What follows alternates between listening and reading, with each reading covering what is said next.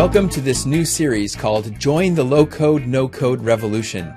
In my Answering the RFP series, I addressed common questions contained in most website RFPs, and you may have heard me mention low-code, no-code development in some of those videos. In this series, I'm going to share the story of how low-code development is completely changing the website development world.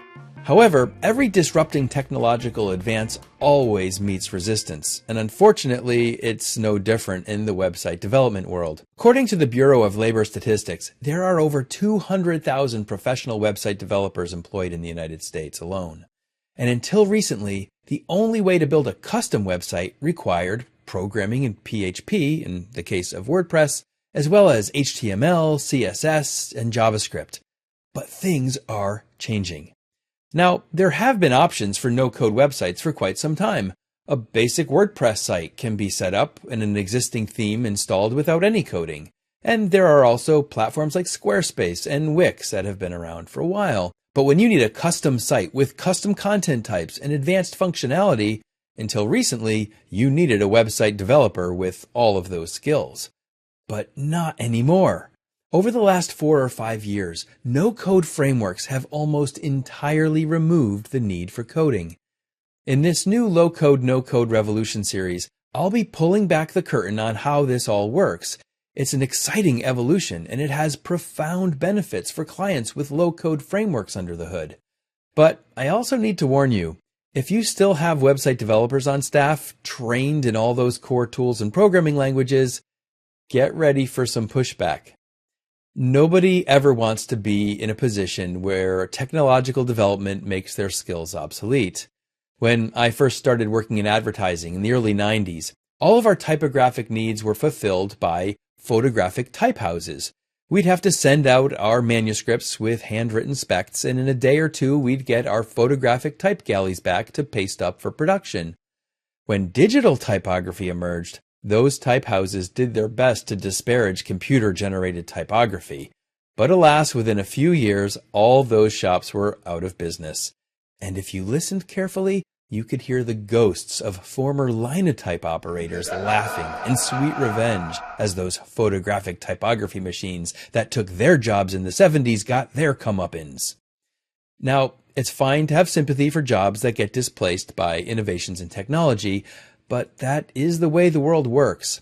And to be clear, there are still plenty of jobs for professional web developers, but those jobs are shifting away from building websites directly and moving toward building the tools that are now being used to build low-code, no-code websites.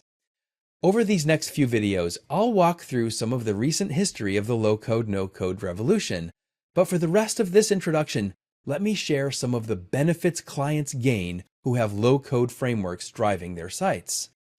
First, and most obvious, when you eliminate the need for coding, there will be tremendous development cost savings. And if that were the only benefit, it would be enough to move clients toward low-code solutions. But that's not the only benefit. Another huge benefit is how flexible a low-code site can be. When you build a site using low-code frameworks, they come with all sorts of options for content expression. So while a website may initially only use a handful of those features, there are many others standing by whenever the need arises. And because there are so many options ready to deploy, it's extremely easy to extend features and functionality of low-code websites. What's more, all of these features are continually evolving. The product developers of low-code platforms all compete with each other to gain and keep market share. And so the frameworks under the hood gain more and more functionality and ever-increasing capabilities, and you don't have to do a thing. All of that valuable R&D and product development is included in their modest plugin license fees. One last benefit of low-code development is that there's no friction between strategy and design and final expression in the development process. Let me unpack that with my own story. I started building websites back in 1995. Most of those technical programming languages didn't even exist yet. All you needed to know was basic HTML and how to make a GIF or a JPEG. That was good for me because I went to art school and I didn't know how to code. But very rapidly, websites became technologically demanding and designers had to hand off their ideas to programmers for implementation. And that handoff would almost always involve some loss of creative vision and control.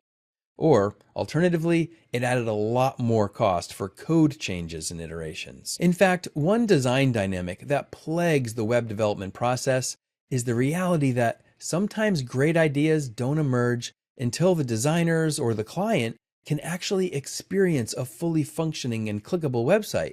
But with the slow and costly coding implementation process standing between design and fruition, that valuable dynamic gets muted under budgetary and schedule demands.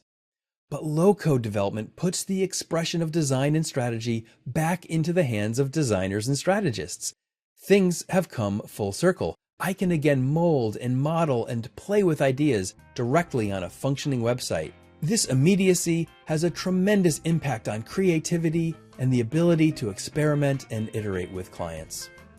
Low-code, no-code development really is a game changer, and I'll be diving deeper into the story in upcoming videos and debunk some of the objections that old-school web developers make against low-code development. Until then, viva la revolución!